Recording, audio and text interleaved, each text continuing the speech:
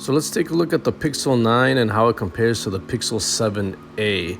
You'll be pleasantly surprised at how the 7a really stacks up against the Pixel 9 in most areas, but the Pixel 9 does have a few advantages as well. So let's go through it.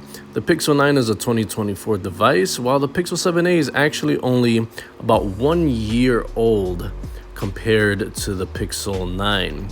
They're about the same size, but price-wise, you got $800 for the Pixel 9, and you could find the 7a for around starting at $200 used, fully unlocked. So you get a big price difference in both of these.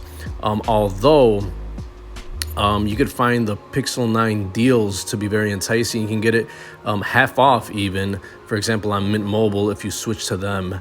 And they include they throw in a year of service unlimited for a total of $650. So theoretically you can get it for half price. But even then, the Pixel 7a really compares very well. For build quality, the build quality is going to be better in the Pixel 9, glass on the front, glass on the back. But the Pixel 7a, I mean, if you got cases on them, it's not going to be such a big deal, and it's just a tad bit lighter weight with that plastic material. Both of them have eSIM and Nano SIM, so both got the same right there. Advantage on the refresh rate for the Pixel 9, 120 Hz versus 90 Hz on the 7a. You also get smaller bezels on the Pixel 9, which gives you 6.3 inches of screen over the 6.1 inches on the 7a.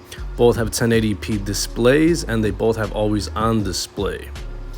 For the software, they're both running Android 14, but the Pixel 9 will get 7 major years of Android updates, while the 7a will get only up until, let's see, 3 major updates. So you got Android 13, and then you have 14, 15, and 16. So a few years left on the 7a, and they both run the exact same software, a clean build of Android.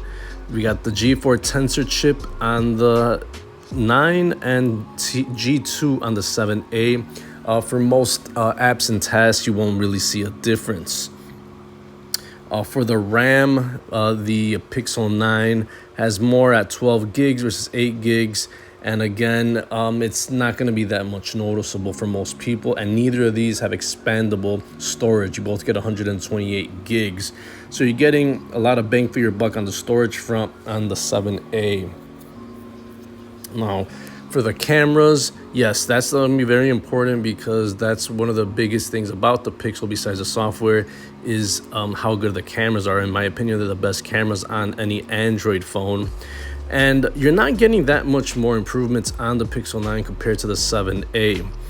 You got 50 pixel main shooter on the 9 with 48 megapixel ultra wide, 7a 64 megapixel main versus 13 ultra wide, both shooting 4K, along with a 4K selfie camera. Now look, you're not going to get any real differences between the camera quality on pictures and videos on the Pixel 9. You're not going to get much of an upgrade. So if that's the reason why you want to get the Pixel 9, it's not going to be that much different. These are quality phones.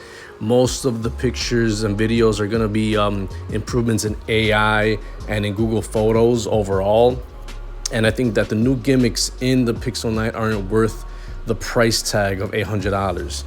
Like the Add Me feature and stuff like that. They're going to be seldom used. Most of the time, you're just going to whip out your phone and take a quick video and a quick picture, and you're not going to notice any of the fine details that you're getting from the Pixel 9 over the 7a. So let's continue. The headphone jack, you're not going to find one on either of these devices. Both have Bluetooth 5.3. and both have under the display fingerprint readers, but the Pixel 9 has that updated ultrasonic, which is a little bit more responsive over the optical one on the 7a. But since both have that unlock your phone with your face, it's not going to be so much of a difference between these when you unlock your device. Now, battery life, both of them are not stellar. They don't have the standard 5,000 milliamps on even cheaper Androids, but you'll get a good battery life on both of these regardless. You got a little bit better charging speeds on the Pixel 9 theoretically, but both of them will charge around 50%, around 30 minutes. And you have just a little bit of more wireless charging options and reverse wireless on the Pixel 9. Not a big deal to me. I just want a long battery, and I don't mind charging it once in a while for 30 minutes a day.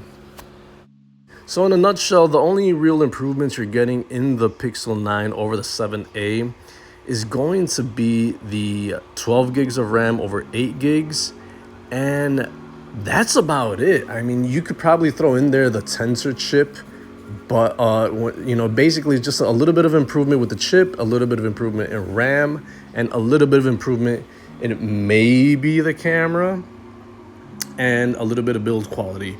But if you're looking to spend like $200, the 7a is a phenomenal device.